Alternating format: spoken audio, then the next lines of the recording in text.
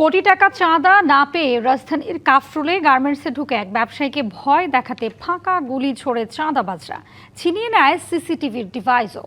এই ঘটনায় অন্যতম পরিকল্পনাকারী রানা সহ 4 জনকে গ্রেপ্তারের পর এই তথ্য জানিয়েছে র্যাব 4-এর কোম্পানি কমান্ডার KN রায় নিয়তি। সকালে মিরপুরে ব্রিফিংয়ে এই তথ্য জানান তিনি। বলেন, গেল 18 এপ্রিল কারখানায় কাজ করার সময় 12 থেকে 13 জন অফিসে প্রবেশ করে ভুক্তভোগী ব্যবসায়ীর কাছে কোটি টাকা চাঁদা দাবি করে। ওই ঘটনায় ব্যবসায়ী কাফরুল থানায় মামলা করে। র্যাবের কোম্পানি কমান্ডার জানান, মামলার ছায়া তদন্ত শুরু করে আসামিদের মধ্যে 4 জনকে শনাক্ত করে বিভিন্ন স্থান থেকে গ্রেপ্তার করা হয়।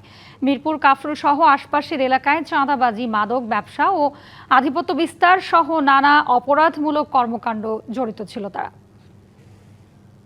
আসামিদের ব্যাপক জিজ্ঞাসাবাদে জানা যায় যে এই ঘটনার অন্যতম পরিকল্পনাকারী হচ্ছে রানা, যে আমাদের নিকট গ্রেপ্তার আছে। অত্র ঘটনায় কাফরুল থানায় একটি মামলা রুজু হলে আমাদের র্যাব 4 আমরা অভিযান শুরু করি, ছায়া তদন্ত শুরু করি এবং অভিযানের এক পর্যায়ে আসামিদের যে বিভিন্ন সিসিটিভি ফুটেজ পর্যালোচনা এবং তথ্য প্রযুক্তির সহায়তায় এই ঘটনায় জড়িত আমরা 4 জন আসামিকে গ্রেপ্তার করি।